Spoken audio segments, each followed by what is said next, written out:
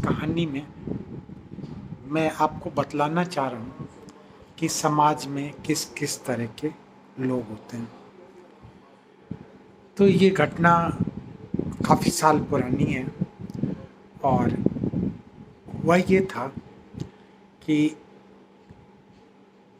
उत्तर प्रदेश के एक जनपद के गांव में जो इटावा के पास में है,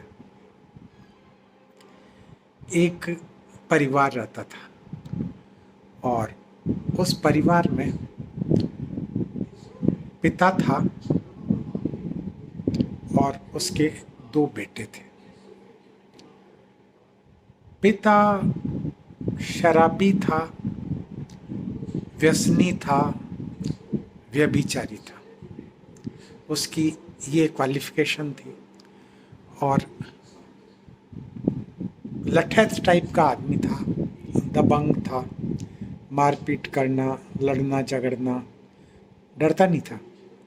जब मौका मिलता तो बढ़ चढ़ करके इस तरह के जो अपराध होते हैं उन अपराधों में हिस्सा लेता था और वहाँ के जो लोकल लोग थे वो उससे डरते थे, क्योंकि वो एक तो पैसे वाला था, ज़मीन थी उसके पास में काफ़ी, और दूसरा उसको किसी का डर भी नहीं लगता था।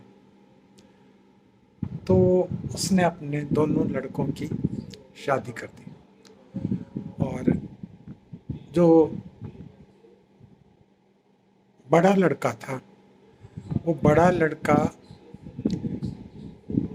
अपना कोई व्यापार करता और अपनी ज़रूरत के लिए कमा लेता था। जब बड़े लड़के की जब शादी कर दी तो हुआ ये कि वो व्यक्ति ये चाहने लगा कि जल्दी से अपने छोटे लड़के की भी शादी कर दे और कुछ दिनों के अंतराल के बाद में उसने अपने छोटे बेटे की भी शादी कर दी। और जब उसने छोटे बेटे की शादी कर दी तो क्योंकि वो शिकारी की तरह अपनी निगाहें उस बहू के ऊपर रखता था जो छोटे बेटे की पत्नी थी, तो वो भी समझ गई कि अगर इस घर में मुझे रहना है तो मुझे मेरे जो ससुर जी हैं उनको भी खुश करना पड़ेगा। और फिर उन दोनों के अंदर एक समझौता हो गया और वो जो थी ससुर को समर्पित हो गई। अब जब वो ससुर को समर्पित हो गई तो बड़े भाई की जो पत्नी थी उससे भी ससुर की यही उम्मीद थी कि ये भी जो है मेरे सामने आत्मसमर्पण कर दे। लेकिन वो एक ऐसी स्त्री थी जिसने अपने ससुर के इस अवांछित प्रस्ताव को अस्वीकार कर दिया। उसने कहा कि ना, मैं बीवी बन के रहूँगी तो सिर्फ अपने पति की, मैं तुम्हारे से कोई रिश्ता नहीं रखूँगी और आगे से इस तरह की कोई जो प्रपोज़ल है वो मेरे को मत देना। मैं जो है तुम्हारे बेटे को बता दूँगी कि तुम क्या करना चाहते हो, कैसे मेरे साथ में व्यवहार करते हो, और अकेले दुकेले देख करके तुम मेरे कमरे में घुसाते हो, बाथरूम में होती हूँ तो उसमें तुम सडनली घुस जाते हो, और ये सब बड़ा घिनौना सा लगता है मुझको, और आप रहने दीजिए, आप बुज़ुर्ग हैं, बड़े हैं, आपकी मैं इज्जत करती हूँ, लेकिन ये सब मैं नहीं करूँगी। तो वो जो ससुर था उसको बड़ा नागवार गुजरा। उसने कहा अच्छा, मैं ही तुम्हें इस घर में लेकर के आया, मेरे बेटे से मैंने तुम्हारी शादी करी, तो मैंने जब तुम्हें देखा था तब भी मुझे तुम बहुत अच्छी लगी थी और मैं चाहता था कि मेरा और तुम्हारा कुछ इस तरह का संबंध बन जाए, लेकिन जब तुम मेरी इच्छा पूरी नहीं कर सकती तो फिर तुम देखो मैं क्या करता हूँ। तो ये उसने अपने मन में सोच लिया, कहा नहीं था। तो एक दिन उसने अपने लड़के से कहा कि बेटा ऐसा करो, तुम गांव के बाहर एक तिराया था, उस तिराहे के ऊपर जाओ और वहाँ पे कुछ लोग जो हैं वो आए हुए हैं जिनको मैंने मतलब भोजन खिलाने के लिए बुलाया था, तो वो वहाँ बैठे इंतज़ार कर रहे हैं और बहू से कहो खाना बना दे और तुम वो खाना लेकर के वहाँ जाओ और उन लोगों को खिला दो। वो कुछ साधु सन्यासी हैं, कुछ इस तरह के व्यक्ति हैं जो बेचारे ज़रूरतमंद हैं, तो तुम्हें ज़रूर जाना चाहिए। तो फिर वो जो था बेटा, पिता का आज्ञाकारी पुत्र था, तो वो वहाँ पर वो अपनी पत्नी से कहा कि तुम बना दो खाना, और जो है पिताजी ने कहा है कि वहाँ जा कर के दे कर के आना है। तो फिर वो गया वहाँ पे खाना लेकर के। जब वो खाना लेकर के वहाँ चला गया तो उसने देखा वहाँ तो कोई भी नहीं था, वो जगह तो बिल्कुल खाली थी और बस आते जाते लोग थे जो गांव में वैसे ही खाली से सोने से रास्ते पगडंडियाँ होती हैं, तिराहे वगैरह होते हैं, वहाँ पे कोई बहुत ज़्यादा आवाजावी नहीं थी। तो वो कुछ देर तक बैठा इंतज़ार करता रहा। अचानक वहाँ देखा उसने कि 5-7 आदमी निकल कर के आ गए, पता नहीं कहाँ से आ गए थे, और उन लोगों ने उसको मारना पीटना शुरू कर दिया और उन्होंने उसको पूरी तरह से लाठियों से पीट पीट करके मार दिया। और मारने के बाद में वहीं पास में एक ईंटें बनाने का भट्टा था, उस भट्टे के अंदर ले जा करके उसकी बॉडी को फेंक दिया उन्होंने।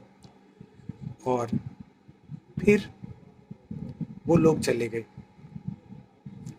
अच्छा, उसकी पत्नी जो थी वो उसका इंतज़ार करती रही कि वो कब लौट करके आएगा।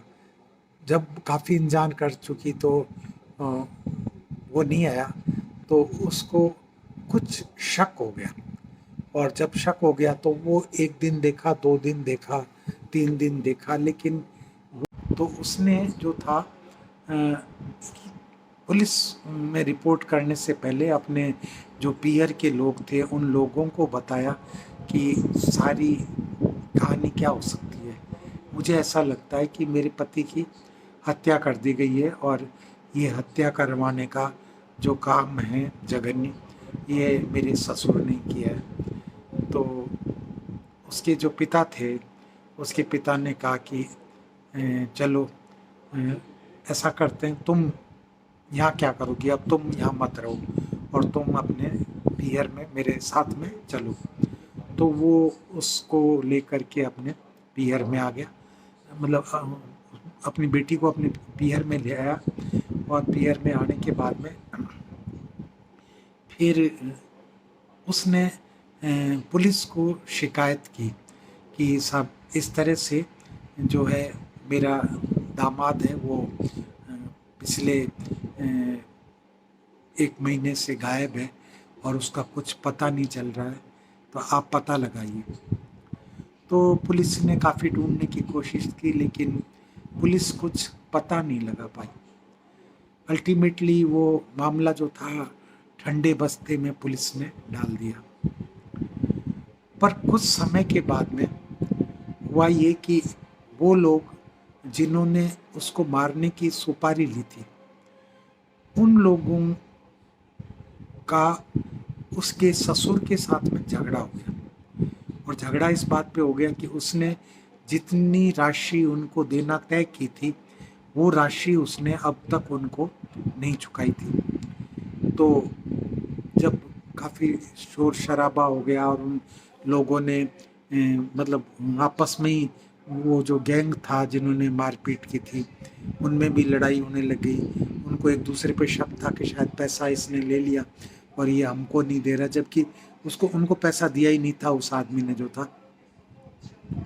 तो अल्टीमेटली उन्होंने जो था पुलिस को पता लगा कि इस तरह की झगड़ा हुआ उन लोगों के बीच में, और उसकी वजह ये थी कि उन्होंने किसी का कत्ल किया था और कत्ल करने के बाद में जो था उनको जो पैसा मिलना था वो पैसा नहीं मिला, इसलिए उनकी गैंग में ही लड़ाई चल रही है। तो खैर वो जो मुखबिर था उसने जब पुलिस को ये बताया तो फिर पुलिस ने जो था उन लोगों को पकड़ा, और पकड़ने के बाद में जब उन लोगों से पूछताछ की गहन रूप से, तब उन्होंने स्वीकार कर लिया कि उन्होंने उसको मार दिया था, और मारने के बाद में उन्होंने उसकी जो शव था उस शव को भट्टे में फेंक दिया था। तो भट्टा जल नहीं रहा था उन दिनों जब फेंका गया था, और अभी भी नहीं जल रहा था जब पुलिस को उसने हत्यारों ने बयान दिया उसके बाद में भी। तो फिर वो जो था ये पुलिस ने रेड की, वहाँ भट्टे के अंदर जा कर के सर्च किया, तो वहाँ पर उसकी बॉडी मिल गई, और उसके जो कपड़े थे उनसे पहचान हो गई कि ये आदमी वही है। तो उसके बाद में उसका जो वो ससुर पिता था जो मरने वाले का, उसको पुलिस ने पकड़ा, और पकड़ने के बाद में जैसा कि होता है काफ़ी दिन तो लग गए तफ्तीश करने के अंदर, और जब तफ्तीश पूरी हो गई तो उसके बाद में कोर्ट में केस डाला गया, और केस डालने के बाद में क्योंकि उसके पास में काफ़ी पैसा था, और वो जो था इस तरह की वारदातें पहले भी कर चुका था, कई ऐसी हरकतें कर चुका था, तो उसको इस तरह के मामलों को निपटाने का, सुलझाने का अच्छा मतलब अनुभव था। तो उसने अच्छे वकील की सहायता से जो था मुकदमा लड़ा, और उसको थोड़ी सी सज़ा हुई, सिर्फ 5 साल की, क्योंकि पुलिस डायरेक्टली उसको लिंक नहीं कर पाई इस हत्या के साथ में, और इसका जो बेनिफिट था वो उस व्यक्ति को मिला, और 5 साल वो मतलब जेल में सज़ा काटने के बाद में फिर जेल से वापस आ गया। तो ये एक ऐसी कहानी है जो समाज के उस जघन्य पक्ष को प्रस्तुत करती है, जहाँ वासना से अंधा होकर एक पिता जो है वो अपने पुत्र की हत्या करवा देने में भी कोई गुरेज नहीं करता, और वो उसकी हत्या करवा देता है। तो ये कहानी अगर आपको सुन कर के कुछ शिक्षा मिलती है तो मेरा आपको बताना लाभप्रद होगा, और सिर्फ आप एक कहानी मात्र समझ रहे हैं तो ये आपकी गलतफहमी होगी, क्योंकि ये कहानी नहीं है, ये एक सच्ची घटना है। पात्रों का नाम मैं इसलिए नहीं ले रहा कि ये उचित नहीं है कि पात्रों का नाम लिया जाए, और स्थान का भी मैंने एग्जैक्टली नाम नहीं बताया आपको। तो ये भी एक दायित्व होता है कहने वाले का कि वो जितनी गोपनीयता रख सकता है उतनी गोपनीयता रखनी चाहिए। तो इसके साथ में ही मैं इस एपिसोड को ख़त्म करता हूँ, और फिर किसी और वीडियो के साथ में आपसे मिलूँगा। तब तक के लिए आप मेरे को इजाज़त दीजिए। मेरे इस वीडियो को शेयर करिए, सब्सक्राइब करिए, लाइक करिए, और जो बेल आइकॉन है उसको दबाना बिल्कुल मत भूलिए। धन्यवाद।